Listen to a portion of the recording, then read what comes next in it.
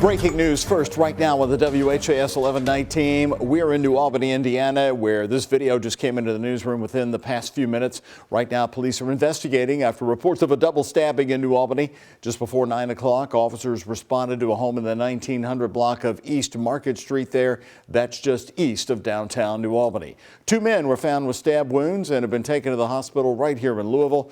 New Albany police say they have everyone accounted for in the investigation, so they also say there's no threat to the public at this moment. We will update new information we get from police on WHAS11.com. Hello, everybody, and thanks for joining us here on the night team. I'm Doug Proffitt. Also new tonight at 11, a former assistant band director at the Academy of Shawnee in Louisville is in jail tonight. He's charged with several rape and sex abuse charges. The alleged incidents happened from August of 2017 to June 2020. Now it's unclear if the charges involve students. WHAS 11 Night Team's Taylor Woods and photojournalist Elijah McKenzie have been getting a reaction tonight on the night team. And Taylor, you talked to a concerned parent who has a child in band class. Yes, Doug, this news is upsetting to parents like Nicole Friendly. She has a 9th grade son at the Academy at Shawnee. Friendly says this brings much fear as she trusts teachers with her son daily. I am Mr. Steer Wilson. I teach band and general music here at the Academy at Shawnee. Sear T. Wilson, a former assistant band director at the Academy at Shawnee, is behind bars at Louisville Metro Department of Corrections. He's charged with rape and sexual abuse for a series of incidents between August 1st, 2017 through June 30th, 2020. And this was his role with JCPS. He was employed by JCPS in January of 2020. This is scary. This is real scary because it's hitting real close to home for me. This is disturbing for Shawnee High parents like Nicole Friendly. Friendly's son is a freshman at the Academy of Shawnee. My son is in band. I went to his band class with him, and for it to be a JCPS teacher, period, that worries me, and it should worry JCPS too.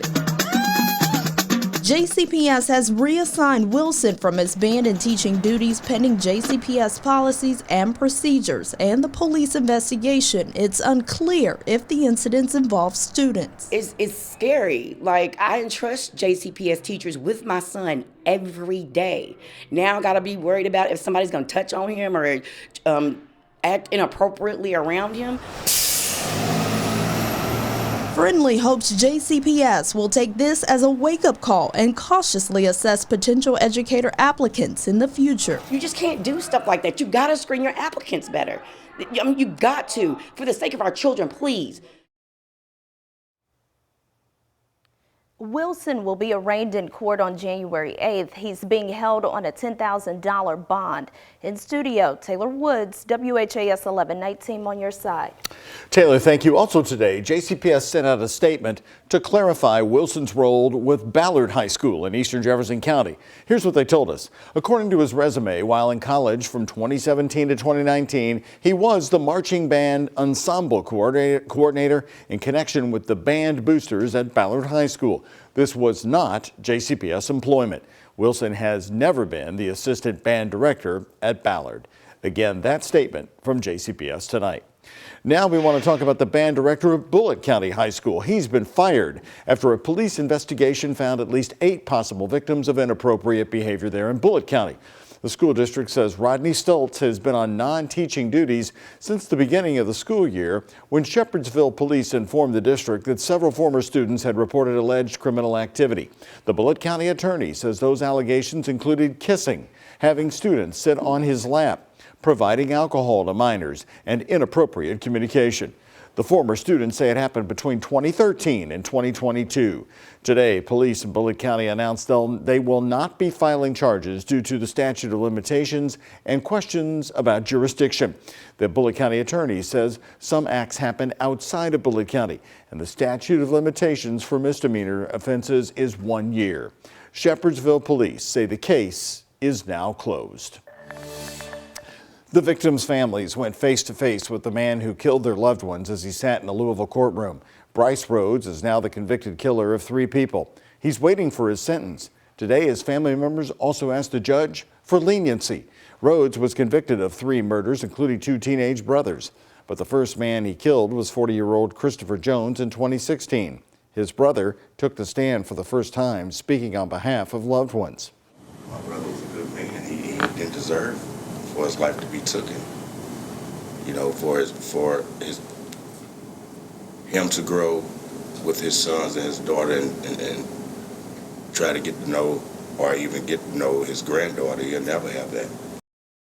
Prosecutors say Rhodes has a long history of crime dating back to 2009. However, the defense stressed Rhodes shouldn't be defined by his actions. His stepmother also took the stand today, saying Rhodes struggled with an intellectual disability. The processing of information, the retention of information, just some cognitive things. We've always been connected. We are still connected. I love Bryce forever.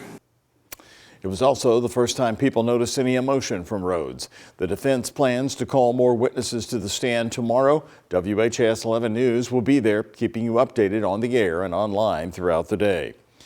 New tonight, a woman is dead in a shooting and another woman's in the hospital with a stab wound. Metro police officers got this call at about 7:30 tonight to South 32nd Street.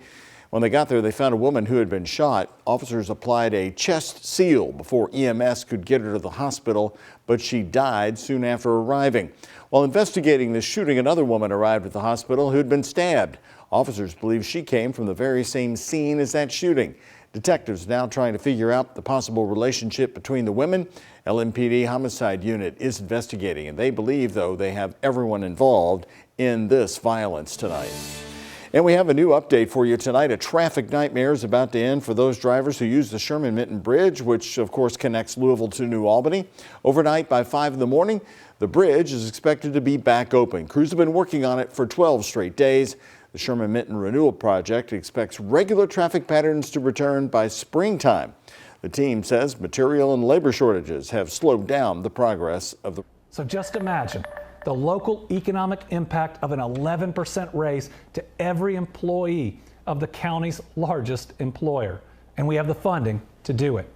These raises will not only help us recruit, but will have a major impact on local communities. Right now, tonight on the night team, they're one of the primary focuses of Governor Andy Beshear's second term, getting public school teachers, bus drivers, cafeteria workers, and custodians all 11% pay raises statewide. Kentucky Governor Andy Beshear's detailing his plan in his official budget address, which he did last night. And new right here tonight, he is talking one-on-one with WHAS 11 News on why he believes 2024 is the year to make it happen. He says his bold plan doesn't have a chance against the dominant Republican leadership in Frankfort. It's a big question that we asked him today. Senior reporter Isaiah Kim Martinez and chief photojournalist Philip Merle have the one-on-one interview. What makes you think that that plan has a chance among some of the Republican leadership? Because all our surrounding states are doing it. You're saying it's going to be mainly by pressure of just what states around are doing? There's already good conversations going, and remember, what you've heard about our relationship and the willingness to pass things were from a period of time where I was going to be up for re-election. I'm now term limited. Some people are excited about that, some people aren't, but it does mean that they don't have to worry about a win or a loss for me. Things change when suddenly you're re-elected and you're term limited. It's a chance for the relationship to change too. You had told reporters that your discussions with some of the Republicans in the legislature, quote, started in a productive way. Yes. Who have you spoken to directly? We've spoken with leadership on both sides. Now, we haven't had enough meetings. We need more. Among the Republicans, who have you spoken to? Both House and Senate leadership. So Senate President Stivers? Was there. Yeah, Senate President Stivers and I talk. We don't have a regular meeting set up, but he certainly reaches out, and I reach out. There's some ideas out there that weren't brought to us that may end up in their budget that I think could be dynamite, could work really well. And so I look forward to hearing about those too. But looking into the future, would Governor Andy Beshear, following his second term, seek election elsewhere? Would you like it if national office was in play here? I don't have any plans beyond this next 4 years. It's the first time in my life where I don't know what's next, but I'm also not worried about it for the first time in my life. But you're not ruling it out for the future. Listen, this is a job that I love. I can't imagine any of those will be possibilities in the future. And the only way I would do it is if I felt that I could make some extra difference. On a personal note, Basher telling me so much of this wouldn't have been possible without close friend Tommy Elliott, killed in the Old National Bank mass shooting. In 2019's inauguration, you can see Elliott here on a cold winter day, clapping. In 2023, I certainly miss him. Elliott, an honorary chair for the ceremony. And Tommy took this huge thing that is an inauguration. He just handled it. And he did it for me and for us. Incredible friend. While I'll be loving this Christmas and being with my family, I know we'll be thinking about Tommy a lot. Elliott's wife, Marianne, you saw her in those photos in our story tonight, is now making her presence known in the effort to change Kentucky gun laws. She was in the hearing room last Friday, supporting a type of red flag law that would remove guns from the hands of those in crisis and considered to be dangerous. State lawmakers will return to Frankfort in the new year as the legislative session kicks off on January 2nd.